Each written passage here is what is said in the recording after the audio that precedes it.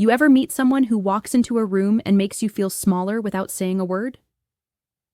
For me, that was Melanie, my cousin. Only a year older than me, but somehow always 10 steps ahead in the eyes of everyone else. And believe me, I tried not to care. I told myself I was being dramatic, sensitive, maybe even jealous.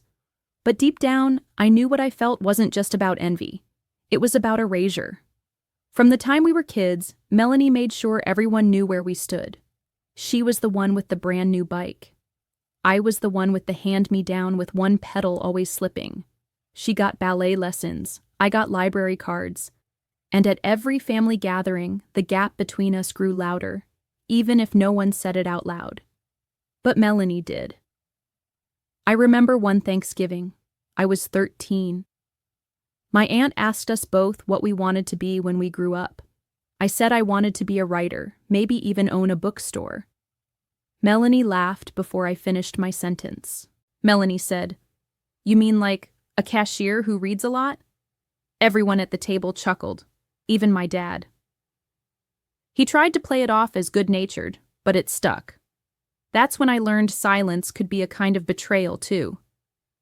As we got older, Melanie bloomed into everything the family adored. She got into an elite private school. Her parents proudly circulated the brochure like she was a celebrity. I got into a decent public high school and started working part-time at a bakery to help Mom with bills. At a cousin's graduation, Melanie came up to me while I was restocking drinks at the punch table, because I was helping out for extra cash. Melanie said, "Oh, you're working? That's cute. Still doing those little jobs?" I forced a smile and said, "Yeah. I like staying busy." Melanie said, "Must be nice not having a real career to stress about." I wish I could say I said something clever back. But I didn't. I just nodded and kept pouring. That's what I did for most of my youth. Kept pouring, kept smiling, kept swallowing it. Because in my family, Melanie was the blueprint, the golden child. She studied marketing abroad, started dressing like an influencer before influencers were even a thing. When she started getting invites to startup mixers and tech parties, everyone acted like she was the next female Steve Jobs. Meanwhile, I was still behind the counter. First the bakery, then a retail job at a boutique, then another retail job, this time folding clothes in a chain store. I was never idle, I was always working, but it never felt like enough. Especially not when people asked me about her. Uncle Ron would ask, "So have you seen Melanie's new post?" "She's in Tokyo this week, business class." Aunt Janelle would say, "You and Melanie are so close in age, but she's really carved out her path, hasn't she?" Even my mother, God love her, once said, "Maybe you should ask Melanie how she does it. She's good with money." As if I was somehow bad with it just because I didn't have enough of it. But I didn't resent the work. I liked helping people. I liked seeing a woman's face light up when I helped her pick the right dress. I liked the order and rhythm of restocking a shelf. I liked earning my own money. I just hated how invisible that made me. I remember one Christmas. Melanie breezed in wearing this designer coat, silk scarf draped just so. She dropped a Louis Vuitton bag on the floor like it was nothing. Melanie said, "I just came from the airport. Can you believe they lost my luggage again?" "Ugh. Anyway, what have you been up to, cousin?" I said, "Still working at the store downtown?" Melanie smirked and said, "Oh, retail." Brave. She said brave like it was a synonym for pathetic. Then she turned to my mom and said, "I should take her shopping sometime, give her a makeover." I remember my cheeks burning. My mom laughed nervously and changed the subject. And I just stood there, smiling, again. That was the worst part, how easy it became to make myself smaller, to laugh along, to say, "Ha ha ha, yeah, I know, right?" Whenever someone jabbed at my little jobs or my modest lifestyle, to become the side character in someone else's success story. But I kept going, quietly, consistently. When I turned 26, I was juggling 2 jobs and barely sleeping. Melanie posted a video of herself at a gala, holding a champagne glass and saying, "Manifest the life you deserve." I turned off my phone. Because what I wanted wasn't a gala or a scarf or a bag. I wanted a life that felt like mine, one I could build with my own hands, one that wasn't measured against someone else's highlight reel. Still, I won't lie, it stung. Every time someone asked, "So, what's new with you?" there was an unspoken comparison, a shrug behind their smile, a checklist I wasn't meeting. College degree? Nope. House? Nope. Career that looks impressive on Instagram? Definitely not. But what I did have was grit. I had notebooks full of ideas. I had late nights. I had saved up birthday money and chipped mugs full of cold coffee. And somewhere inside, I had this tiny voice whispering, "Just keep going." I remember Melanie's engagement party. Held at a rooftop venue with string lights and a jazz trio, I was working coat check, not as a guest, as staff. Melanie saw me and said, "Wait, what are you doing here?" I said, "I'm working tonight." Melanie said, "Oh, well, I guess it's good someone in the family is earning an honest dollar." She said it loud. A few people laughed. I didn't. That night, as I hung up coats and smiled politely, something in me hardened. Not into bitterness, but into fuel. I didn't want to prove her wrong. I just didn't want to feel that small ever again. The truth is, Melanie taught me something. Not with kindness, but with contrast. She showed me what it looked like to chase appearances, and I decided I'd chase something else. Substance. I don't think she ever saw me as more than background noise. A less sparkly version of her. Someone to pat on the head when she was feeling generous. But that's okay. Because I learned how to grow without applause, how to persist without praise, how to build in silence. And one day, when she least expected it, I'd be more than background noise. I'd be the one holding the mic. People always talk about risk like it's this dramatic, cinematic moment, like quitting your job is a speech scene, or starting something new comes with fireworks and applause. But for me, it looked like this: a cracked desk in my apartment, a used laptop I bought on Marketplace, and a sticky note on the wall that read, "Try again tomorrow." No ceremony, no crowd, just me. I had been toying with the idea for months. Freelancing, tech work. I'd always loved systems, organizing chaos, solving puzzles most people didn't even see. In retail, I was the one who reworked broken inventory workflows. I built custom Excel tools on my lunch break. I didn't even realize that was tech until I stumbled into a YouTube rabbit hole and realized maybe I could make something of it. I didn't have a computer science degree. I didn't go to Stanford. But I knew how to learn. I started small, fixing broken websites for small businesses, bartering services for testimonials, learning to code at night after work while microwaving noodles. And every time I opened Twitter or Instagram, there she was. Melanie. Melanie posted a photo of herself at a tech conference in San Francisco, standing in front of a step and repeat banner. Melanie wrote, "Manifestation plus monetization." That's the mindset. Then she posted a video tour of her startup workspace, which, if you ask me, looked a lot more like a loft with expensive furniture than an actual office. But everyone ate it up. Cousin Rebecca commented, "Melanie, you're such an inspiration." Uncle Ron replied, "So proud of the family genius." And me? I was trying to figure out why my JavaScript kept breaking on a client's contact form at 2 a.m. I didn't tell anyone at first. Not because I was ashamed, because I knew what they'd say. And when I finally did tell them, well, they didn't disappoint. At Aunt Jackie's birthday, my mom mentioned it over dinner.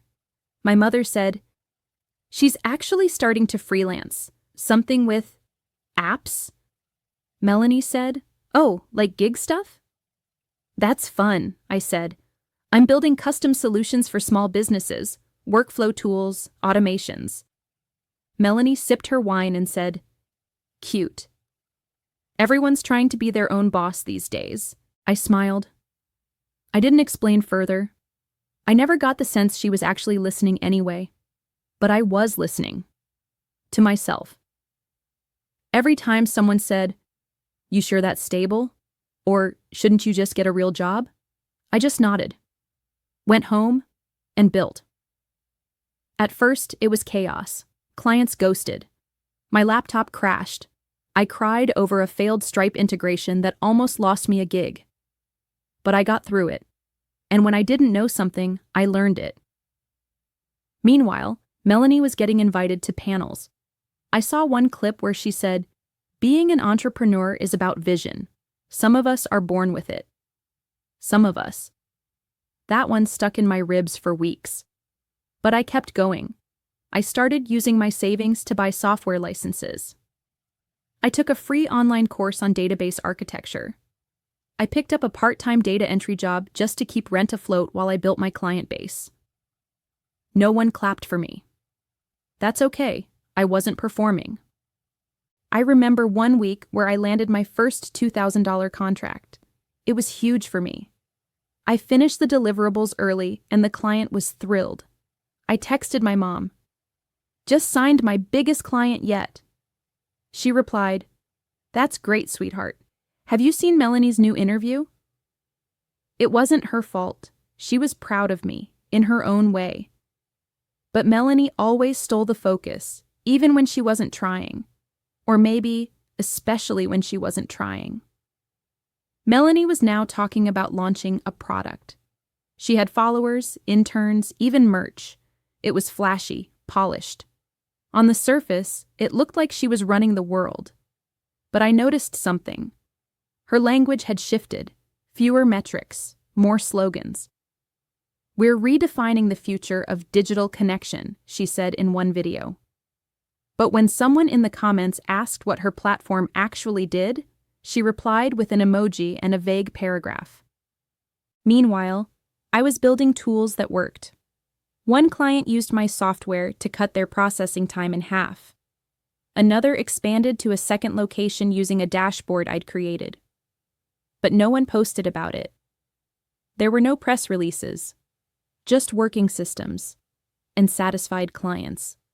At one family dinner, Uncle Ron brought up Melanie again. Uncle Ron said, She's really doing it big, huh?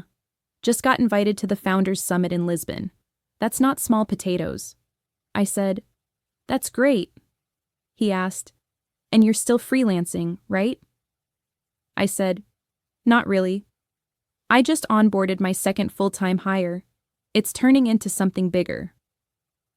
Uncle Ron paused, then smiled like he was humoring me. Uncle Ron said, Well, as long as you're enjoying yourself, Melanie's just always had that CEO energy. CEO energy. Funny, because I was now doing payroll, managing systems, handling accounts, interviewing junior devs, but because I didn't dress it up with hashtags or hot pink pitch decks, it didn't count, not to them. But I didn't build this for them. I started keeping a wall of wins behind my desk, just sticky notes with little things, client praises, new contracts, bugs I squashed, systems I redesigned. It wasn't for show. It was for those nights when the doubt got loud, when I felt the urge to compare, when I wondered if I should have chased the claps instead of the craft. There were days I'd hear Melanie's name in conversation and feel my throat tighten. But I'd remind myself, this is not a race. It's a quiet kind of war, and I was winning battles no one even knew I was fighting. I remember one message from a client that made me cry. She ran a nonprofit and had no tech budget. I'd offered her a steep discount and rebuilt her donation portal in a weekend. She wrote, "You didn't just fix our site. You helped us reach more people who need us. Thank you for treating us like we mattered." That message is still pinned on my screen. I never got thank yous like that working coat check. So yeah, Melanie had the spotlight, but I had impact. And the more I built, the more I realized I didn't need validation from people who couldn't see past filters and headlines. I was laying foundations, quietly, steadily. Some nights I fell asleep with my laptop open and the hum of code still playing in my ears. I was tired, sure, but never more alive. Because for the first time in my life, I wasn't surviving someone else's story. I was writing my own. No grand gestures, no applause, just slow, stubborn, undeniable growth. And one day, it would speak louder than anything Melanie ever posted. It didn't happen all at once. In fact, it almost didn't feel like it was happening at all. Growth, when you're in it, isn't some glorious montage with music swelling in the background. It's one small fire put out, one bug squashed, one client who finally signs the contract after weeks of silence. But one day, I looked up and realized I wasn't just freelancing anymore. I had a business. My little solo operation had evolved into a team of 4, then 6. I moved out of my cramped apartment corner and into a shared office space. A month later, we had our own floor, gray carpet, fluorescent lights, an old coffee machine that wheezed like a dying cat, but it was ours. The first time I unlocked the door to that space, I just stood there for a second. No photos, no live stream. Just me. One beat of quiet pride, and the keys in my hand. I whispered to myself, "You built this. Remember that." We weren't flashy. I didn't hire influencers. I didn't have branded tote bags or startup launch parties. What I did have was systems that worked and clients who stayed. Meanwhile, Melanie was everywhere. She posted an interview clip where she said, "Startups are about being seen. You've got to dominate the narrative." She wore a blazer over a sports bra with hair in a sleek high ponytail. The comment section was filled with fire emojis and compliments on her vision. But behind the curtain, things were different. I started hearing whispers. A former employee of hers joined a project of mine and told me in confidence. He said, "It was chaos over there. No structure, no leadership, just vibes and overpromises." A mutual acquaintance mentioned her company missed payroll 1 month. Another whispered something about a co-founder quietly exiting. Then there was the funding rumor. One VC contact told me over coffee, "Honestly, Melanie pitched well, but there was no real product, just branding." I nodded. I didn't say anything. I didn't gloat. I didn't need to, because while her name made headlines, my company made tools. Real ones. Ones that were now used by local governments, nonprofits, and a few national brands. We'd landed our first major enterprise client. I'd even started getting invited to small conferences, not to sit pretty on a panel, but to explain how we built our back-end architecture from scratch. Still, I didn't tell my family. Not because I was hiding. I just didn't need to anymore. One day, my mother called during lunch. My mother said, "Did you see Melanie's new brand deal? She's launching some skincare line now. Isn't that amazing?" I said, "That's great. She's always had a good eye for presentation." My mother said, "What about you, sweetheart? Still doing tech stuff?" I said, "Yeah. We just closed Series A funding." She paused, clearly unsure what that meant. My mother said, "Well, as long as you're happy, maybe one day you'll collaborate with Melanie on something." I smiled, because there it was again. That assumption that Melanie was the sun, and I was just one of the planets circling her orbit. But I wasn't orbiting anymore. I was rising. And I didn't need a selfie to prove it. I still remembered what Melanie said years ago at her engagement party. Melanie had said, "Anyone can work hard. The trick is being seen doing it." But I disagreed. Some things grow best in the dark, quietly, deliberately. We launched a new product that quarter, an internal management system tailored for small service businesses. We didn't have a flashy rollout. We just sent a few emails. The response overwhelmed us. We had to double our server capacity within 3 days. At the same time, Melanie's company dropped off the grid. Her social media turned vague. No more shots of boardrooms or branded coffee cups, just filtered pictures of sunsets and generic "you got this" captions. Then came the article. A small tech blog published a piece titled, "What Happened to Meltech?" It was polite, but the subtext was brutal. Layoffs, unpaid vendors, declining user numbers. I read it once, then again. Then I closed the tab and got back to work. Because here's the thing, I wasn't building to prove her wrong. I was building because it made me feel right. Right in who I was, what I could do, what I was meant to do. I didn't want to be famous. I wanted to be effective. At the next family event, a cousin's baby shower, I showed up late, covered in coffee from a spilled cup on the way there. I didn't wear designer anything, just a cardigan and the same boots I'd worn for 3 winters. Melanie wasn't there. Aunt Jackie asked, "Haven't seen you around much. What have you been up to, sweetheart?" I said, "Just work stuff." Uncle Ron leaned in and said, "You know, we haven't heard much from Melanie lately either. Hope she's okay. She always had such a spark." I nodded and said, "Yeah, she did."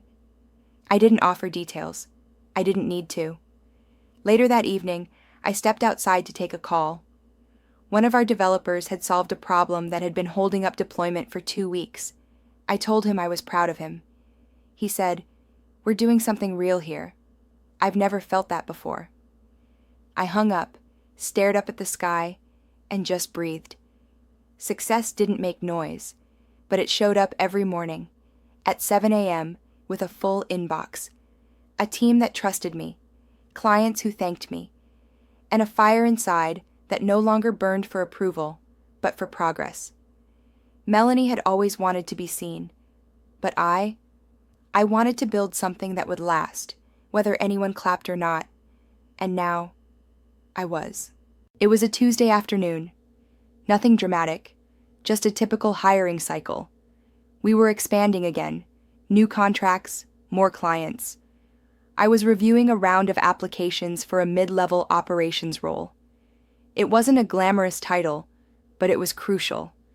Someone who could coordinate our internal systems, manage remote teams, and, most importantly, bring structure to our growing chaos.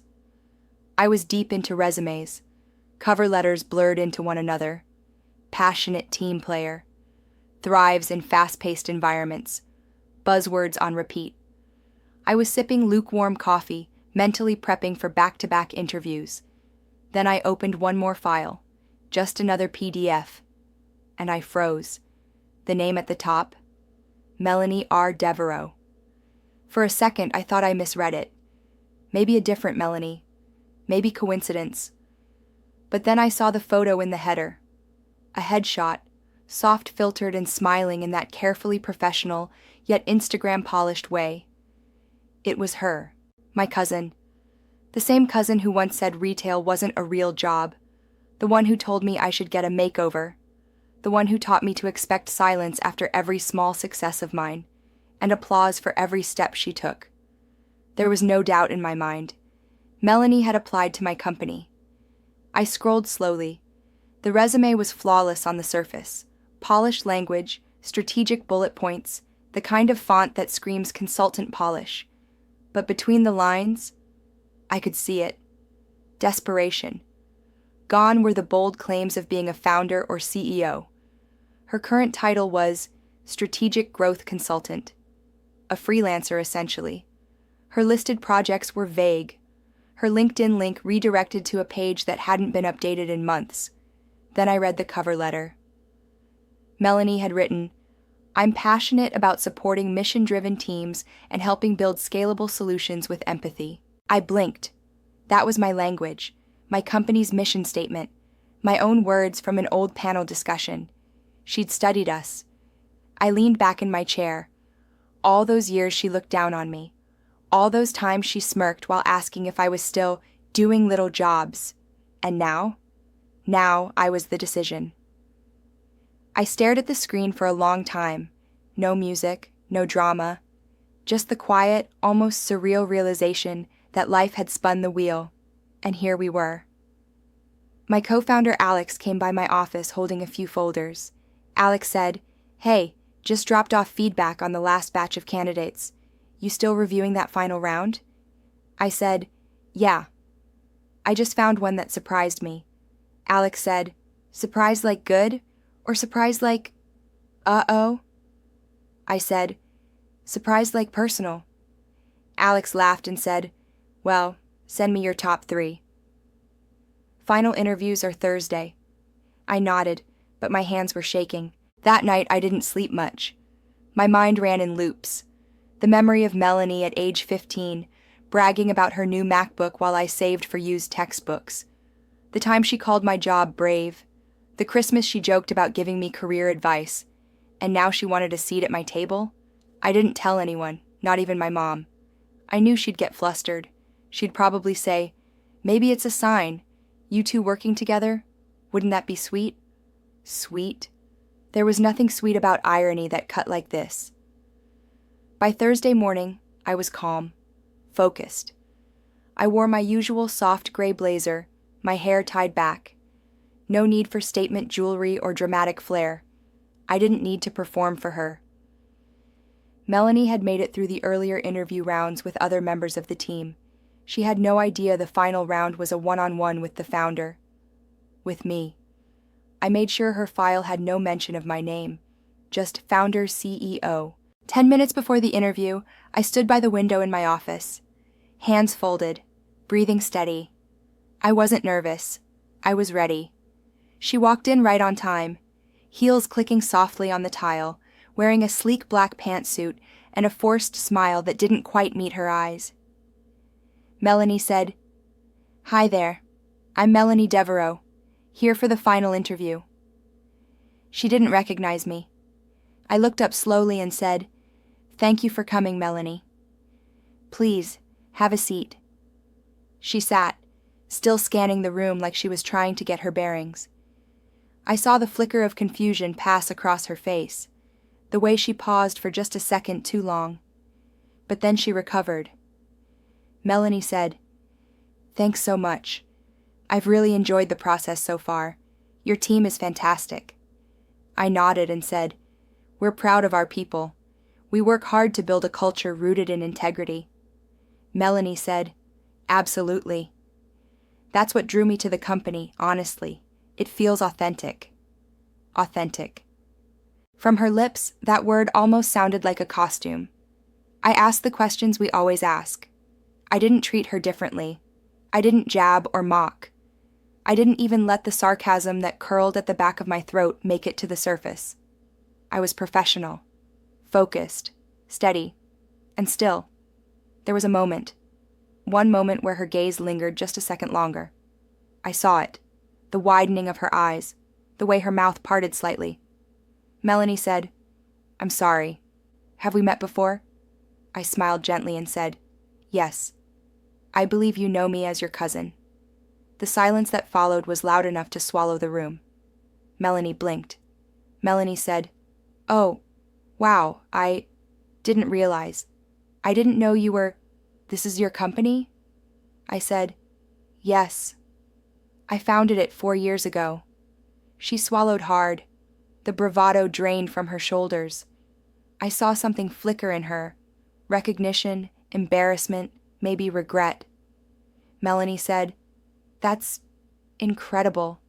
I had no idea." I said, "Most people didn't." I don't post much. I kept going, asked more questions, probed her resume, dug into the specifics. Her answers were fine, rehearsed, but fine. But there was a shakiness now, a crack in the confident tone she always wore like armor. At the end of the interview, she stood awkwardly. Melanie said, "Thank you for taking the time. Really, it's a bit surreal." I nodded and said, "I'm sure it is." She hesitated, like she wanted to say more, but she didn't. She just gathered her bag, nodded again, and walked out. I waited until the door clicked shut behind her.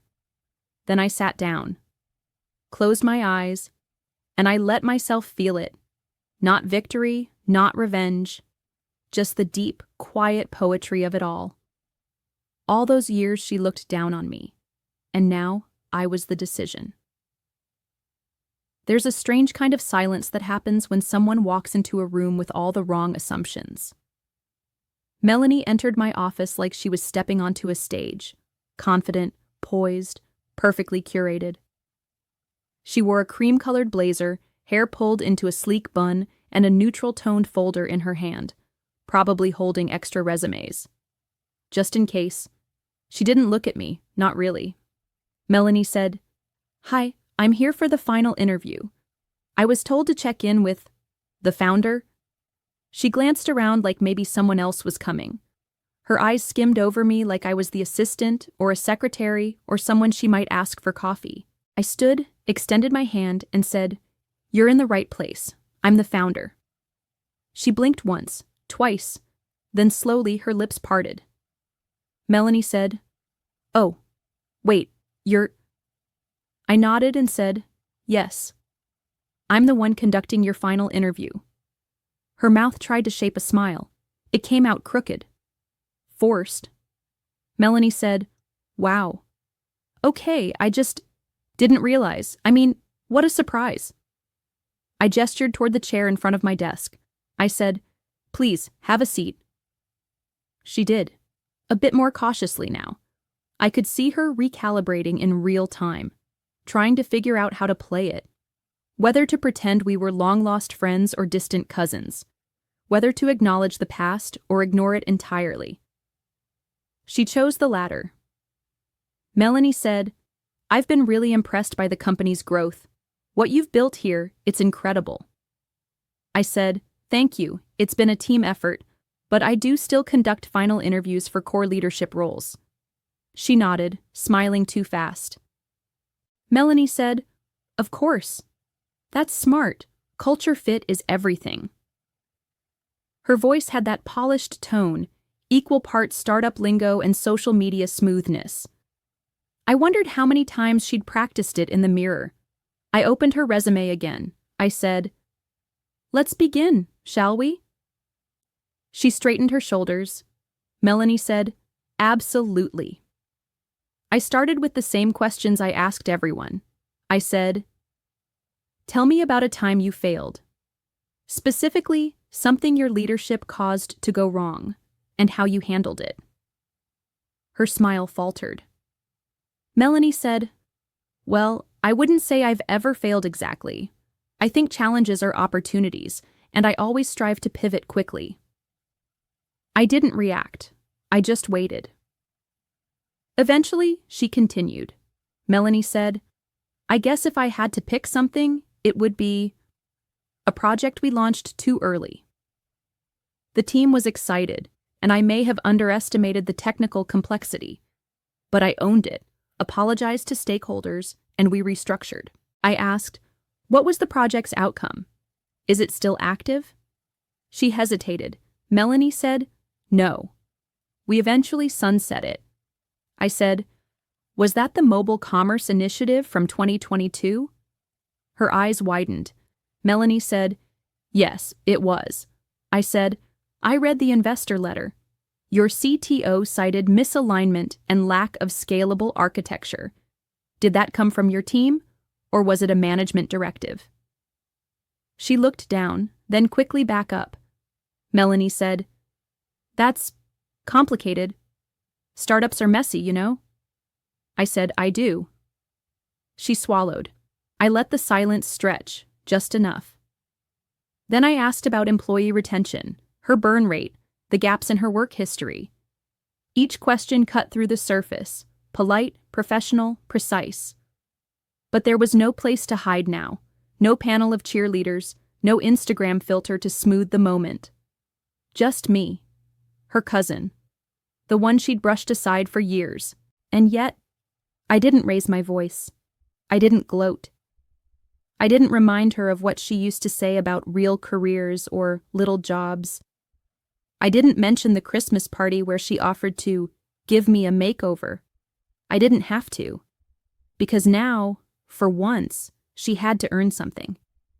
And I was the one who would decide if she did. Her hands were folded tightly in her lap. I noticed a tremble in her fingers. Melanie said, "This is a little surreal, to be honest. I had no idea you were running a company like this.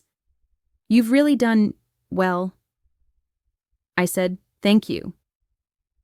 She looked around the room, at the awards on the shelf, the framed photo of my team, the subtle but undeniable signs of success she had never imagined I could achieve. Melanie said, "You must think I'm ridiculous, after all these years." I met her gaze. I said, "I think you're applying for a job, and I treat every candidate fairly." She nodded slowly, jaw tight. Melanie said, "I appreciate that." I said, "Good." I moved on to scenario-based questions, gave her a case study about crisis management. Her answers were passable, but lacked depth. She tried to rely on charisma, on the voice she used in interviews, the brand she built around herself. But I wasn't buying it, not anymore. About 30 minutes in, I closed my notebook. I said, "Thank you, Melanie. We'll be in touch with next steps." She stood, clutching her folder like a lifeline. Melanie said, "Of course. And I meant what I said. I really admire what you've done here." I said, "I appreciate your time." She lingered by the door, as if waiting for some sign of warmth, an invitation, a lifeline. But I offered none. She gave a tight nod, then left. As the door closed behind her, I sat there in the quiet, poised, composed. Because poetic justice doesn't always come with thunder. Sometimes it arrives wearing heels, speaking softly, and realizing, far too late, that the tables have turned. After Melanie walked out of my office, the silence felt heavier than usual, not because I didn't know what to do, but because I did. I could have said no. I could have shredded her application right then and there. No explanations, no feedback, just a clean, quiet rejection, like so many people had once handed to me. There was a time I would have fantasized about this moment, a time I would have played it over in my head, thinking about all the clever lines I could use to put her in her place. All the words I'd never said when she humiliated me in front of our family. All the moments I had swallowed just to keep the peace. But now that I was here, really here, it didn't feel like revenge anymore. It felt like choice. Real power, I've learned, doesn't need to be loud. It doesn't need to flex or humiliate or gloat. It just decides. So I sat with it. I opened my laptop and pulled up the candidate evaluations. Melanie hadn't tanked the interview, but she hadn't stood out either. Her answers lacked specificity. Her case scenario was shallow. She leaned more on buzzwords than strategy. If her name had been anything else, I would have passed her over without a second thought.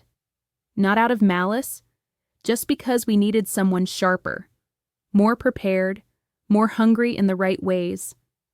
But because it was Melanie, I took a breath. And I wrote a different kind of email, one that came from who I am now, not who I used to be. The next morning, I sent it. I kept it short, professional, clear.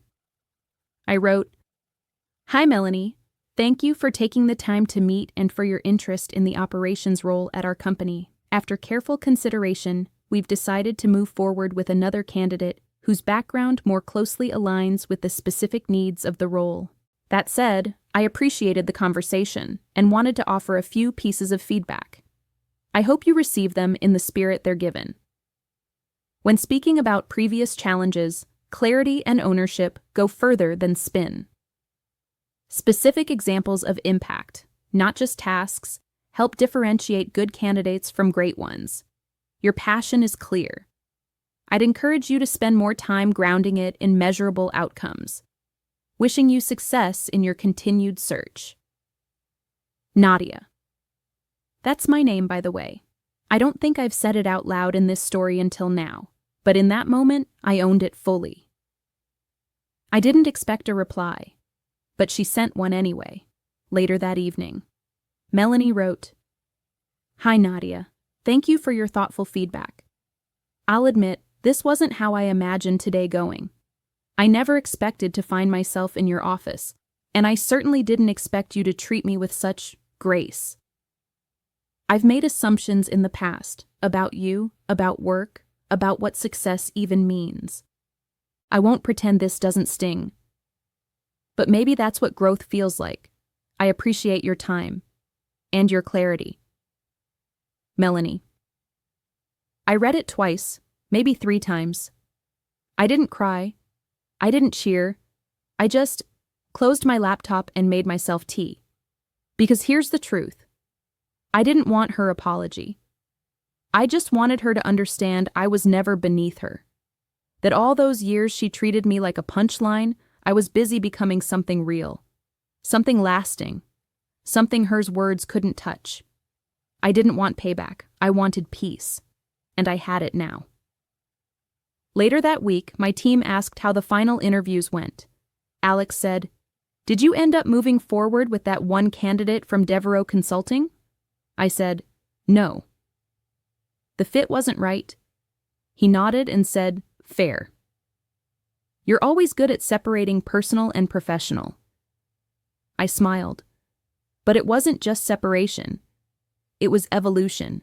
Because the old me, the version she knew, would have clung to that wound, would have shaped my success around proving her wrong. But I wasn't building a life out of defiance anymore. I was building one out of alignment. I had a team who respected me, a company that reflected my values, a future I had crafted with intention, not ego. And no amount of history could shake that now. So I let it go. Not out of weakness. Out of strength. Because I could have said no. And left it at that. But I said no, and I also said this is why. Not to humiliate her. But to teach her what no one ever taught me. That growth doesn't come from winning every time. It comes from being willing to look at your own reflection and say, I can do better. She'll never know what it took to build what I built.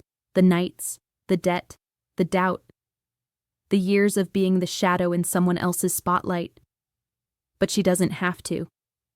Because I know, and that's enough. It was a baby shower, of all things. Another cousin, another celebration, another rented backyard with plastic chairs and pastel balloons. Same white cake with pink frosting. Same folding tables lined with deviled eggs and bottled soda. The kind of family gathering I used to dread.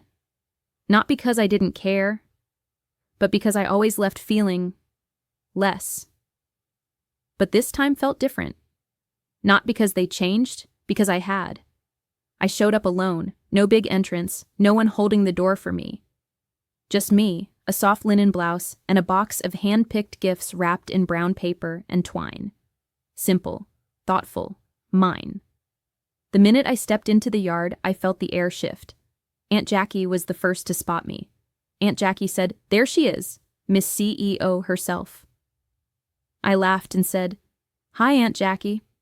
She gave me a hug, tight, like it meant something now. Then came Uncle Ron. Uncle Ron said, "Heard about your funding round." Impressive. Very impressive. I nodded and said, "Thanks, we've been growing steadily." He looked at me like I was brand new, like I hadn't been here all along. I moved through the crowd, polite, smiling, light. People asked what I was working on, how business was going, if I needed help hiring. It was flattering, but unnecessary. Because for the first time in my life, I didn't need their recognition. I wasn't chasing their approval. I had already arrived, on my own terms. And then, I saw her, Melanie, standing near the corner table, sipping a mimosa, watching me from behind her sunglasses. She wore a sleek cream-wrap dress, a gold watch, perfectly styled hair, as always. But she didn't come over, she didn't wave, she didn't make a joke, she just watched. I made my way to the gift table, nodding politely to people who now looked at me differently. I could feel it in the way they spoke. Tentative, curious, cautious. I wasn't the girl folding shirts anymore. I wasn't Melanie's cousin. I wasn't background noise. I had become a subject in my own story. Later, while standing in the shade near the drink station, I heard two relatives whispering behind me. One of them said, "That's her, right? The one who runs that tech company now?" The other replied, "Yeah, I heard she even turned Melanie down for a job."